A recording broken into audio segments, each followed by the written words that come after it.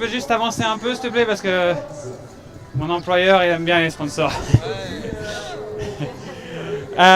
Lilian, avant de parler d'aujourd'hui, parlons de il y a 6 ans, que la dernière fois qu'on est arrivé à Sisteron, vous étiez dans une équipe qui a dû célébrer la victoire ce jour-là. Racontez-nous un peu vos souvenirs de cette arrivée à Ouais, Sisteron. c'était un super souvenir. C'est vrai que on avait Jérôme Cousin dans l'échappée et toute la journée il avait vraiment roulé à fond et dans le final il avait réussi à s'accrocher à Nils Pollitt qu'il avait traîné sur le porte-bagages. Il avait réussi à gagner au sprint. Cette victoire elle avait fait beaucoup parler, notamment sur les réseaux, mais je pense que tout le monde avait oublié que avant les 10 derniers kilomètres où il est resté dans la roue, il a roulé pendant 190 bornes. Donc plus que la manière dont il avait gagné ce jour-là, c'était vraiment la récompense pour un coureur qui a fait plus de 10 ans chez les pros, à rouler pour les autres et à prendre je ne sais combien d'échappées.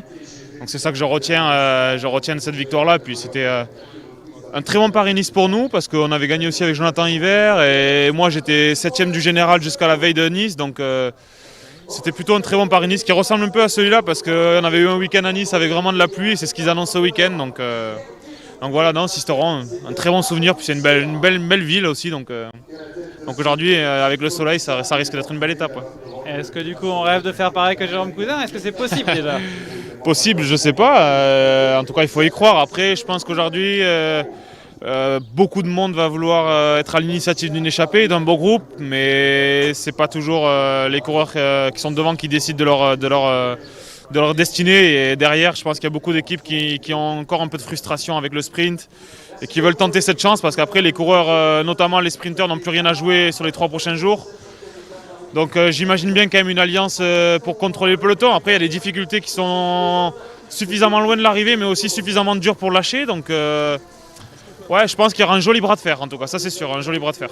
Et dans votre équipe, il y a aussi un sprinter qui a eu un des bons Exactement. début de saison. Du coup, on va jouer quelle carte? Les deux? Ouais, je pense qu'il va falloir jouer les deux. On n'a pas eu encore le briefing, donc je peux pas vous dire. Et je pense que l'idée, ça va être de garder un ou deux coureurs auprès de Gerben pour, même s'il lâche dans la montée, pour essayer de le ramener et pour essayer qu'il soit là dans l'emballage final.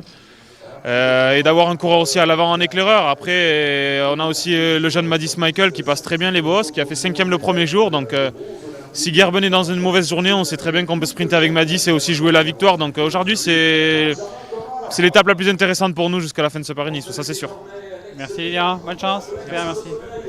Tu l'appelles